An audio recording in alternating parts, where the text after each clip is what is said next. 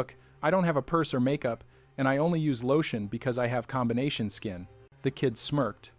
It was a predator's smile. Yeah, a combination of girl and sissy. Pow pow, burn sizzle, the kid shouted, doing a little victory dance. I saw that one coming. Russell turned to Adam, his face red. This is a great diversion. I'm going to talk to the teacher. But the kid stepped in his path. He looked up at Russell, squinting. Hey, check out how long his eyelashes are. Whoa, did you use mascara? Your lashes are looking pretty like a girl.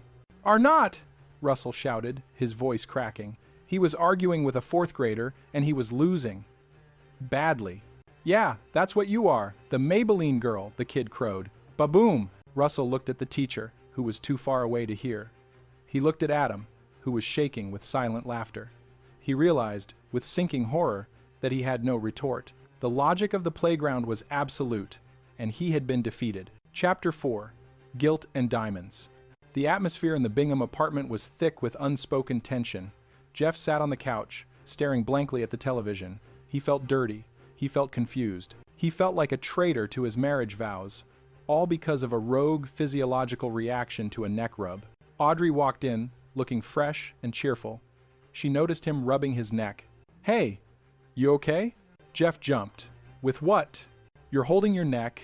It's nothing, just a twinge, Jeff lied quickly. How'd it happen? Out of nowhere, caused by nothing. Audrey smiled mischievously. She walked behind the couch. Okay, I know what you're up to. Jeff's heart hammered against his ribs. She knows. How does she know? Can she smell the guilt? You do? He squeaked. Oh yes, I do, Audrey purred, leaning over. You're trying to get me to rub your neck, because every time I do, somehow it leads to sex. Jeff exhaled, but the relief was short-lived. Now he had a new problem. You figured that one out, he said weakly. Yeah, it wasn't exactly the Da Vinci Code, Audrey laughed. She started to massage his shoulders. It's all right, I don't mind. It's our little dance. Let's skip the prom and go straight to the back of the limo.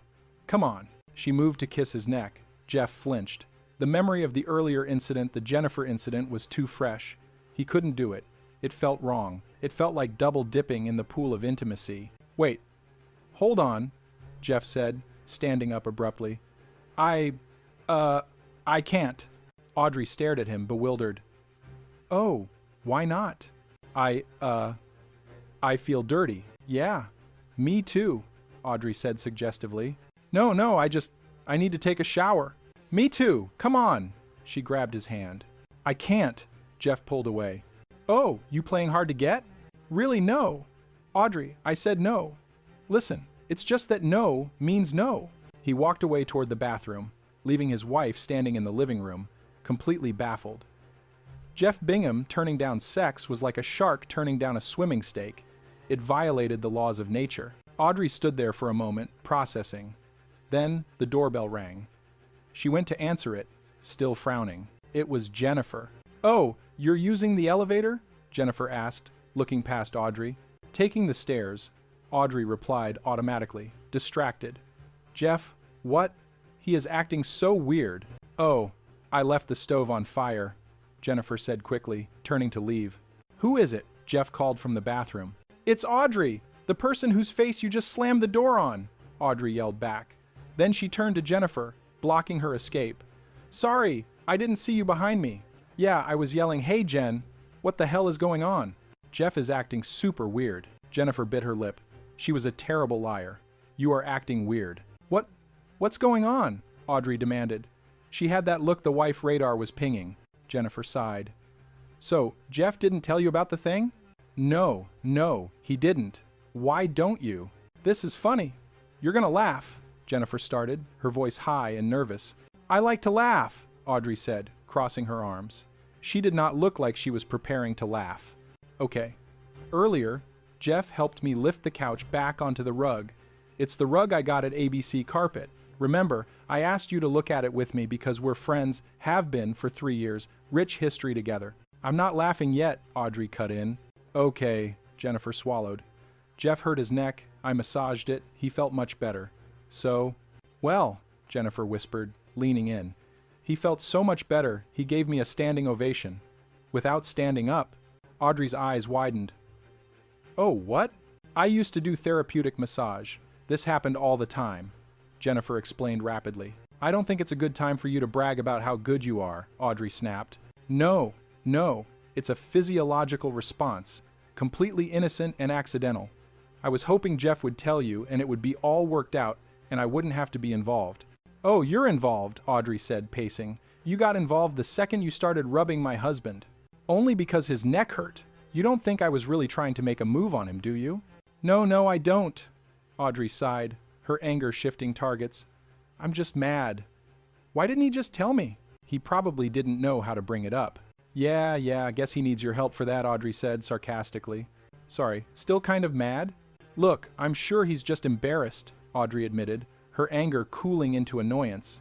He's probably trying to figure out how to tell you right now.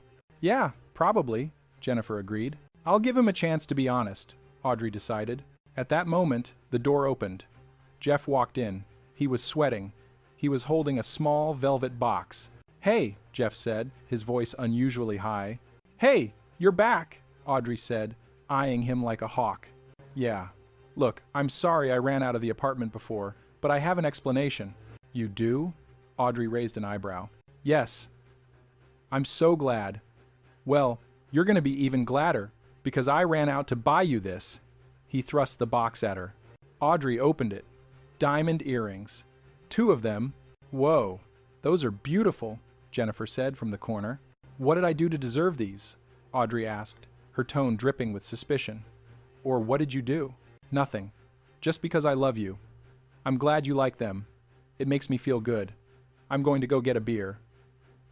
Jeff turned toward the kitchen, desperate to escape the interrogation light. Sure, you want a beer? Audrey called after him. Wouldn't you prefer a nice stiff drink? Maybe some hard liquor? Straight up? Jennifer snorted. Well played. You got the diamonds first, Jennifer whispered to Audrey. Yeah, I don't care about the diamonds. Can I return them? What do you think? Jennifer asked. I think they're going to look very nice on me and really bring out the sparkle in you, Jeff called out nervously from the kitchen. Audrey sighed. She walked into the kitchen. Jeff was staring into the fridge like it contained the answers to the universe. Let's just do this, she said. Yes, let's, Jeff agreed, relieved. You know, this whole thing could have been avoided if you just didn't try to hide it from me. I didn't try to hide it from you. It was gone by the time I got home, Jeff protested. I meant the fact that you hid that. You know what I mean. Look, by not telling me, it made you look guilty. I felt guilty. That's why I didn't let you have your way with me.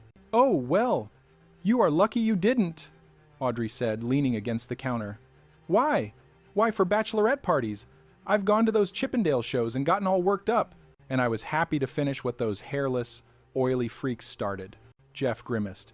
Yes, but those hairless, oily freaks were not our friends from the building. I don't know. I know Carlos in 5A is suspiciously smooth, Audrey mused. Look, all you had to do was be honest. You should know. You can tell me anything. Really? So you would have been fine if I walked in here and said, hey, look what the cute neighbor girl gave me. Oh, now she's cute? Audrey snapped. No, that's not what. You just said I could tell you anything. Yes, but don't be stupid about it. That's my point. I can't tell you everything. You can tell me everything I should know. If it's just going to upset me and it's not important, then don't tell me. Jeff rubbed his temples. The logic of marriage was a labyrinth designed by M.C. Escher. I thought that's what I was doing here. Yes, but I found out. How is that my fault? Audrey asked, defying all laws of causality. Just don't let other women rub you. Go on. Jeff nodded, defeated but surviving. Are you going to keep the earrings? Oh yeah, Audrey said, touching the diamonds. Easily the most expensive erection I've ever had. Jeff groaned. If it makes you feel any better, it had nothing to do with Jennifer. I mean, the same thing happens to me when I'm riding on a bus, on a bumpy road. Audrey stared at him. I do feel better. In fact, I was actually disappointed when they repaved 9th Avenue. Jeff chuckled, pulling her into a hug. Crisis averted. Expensive, confusing, but averted. Chapter 5. The Reunion. A few days later, the air in the city had turned crisp. Jeff and Audrey sat in the diner, the incident largely forgotten, replaced by the mundane comfort of routine. Adam and Jennifer were there too, huddled over a travel brochure. Russell, however, was absent, still licking his wounds from the playground massacre.